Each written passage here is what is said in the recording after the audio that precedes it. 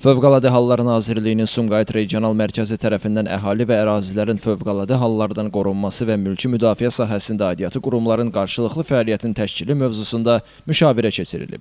Müşavirəni giriş sözü ilə açan Sumqayıt Regional Mərkəzinin rəisi Polkovnik Vaqif Fətullayev keçirilən müşavirənin əhəmiyyətindən danışıb. Mülki müdafiə işinin təşkili ilə bağlı birgə fəaliyyətin vacibliyini vurğulayıb. Sumqayıt şəhər İcra Hakimiyyəti başçısının birinci müavini, Şəhər Fövqəladə Hallar Komissiyasının sədri Teymur Səmədov, fövqəladə hallar zamanı itkilərin və dəyən ziyanın minimuma endirilməsində birgə fəaliyyətin müstəsna əhəmiyyətini bildirib. Daha sonra Fövqəladə Hallar Nazirliyinin Dövlət Yanğın Nəzarəti Xidmətinin rəis müavini, Daxili Xidmət Polkovniki Cəmil Xudiyev yanğınların baş vermə səbəbləri və nəticələrindən, yanğın təhlükəsizliyi sahəsində görülmüş işlərdən və mövcud problemlərdən söz açıb. Abşeron Xızı Regional Təhsil İdarəsinin müdir müavini Aydın Rəhimov təhsil müəssisələrinin fövqəladə hallar sahəsində Sumqayıt Regional Mərkəzi ilə qarşılıqlı əlaqə şəraitində fəaliyyət göstərdiyini diqqətə çatdırıb. Sumqayıt Regional Mərkəzin Mülki Müdafiə İdarəsinin rəisi Polkovnik Leytenant Bəxtiyar Babayev idarə, müəssisə və təşkilatlarda mülki müdafiənin təşkili,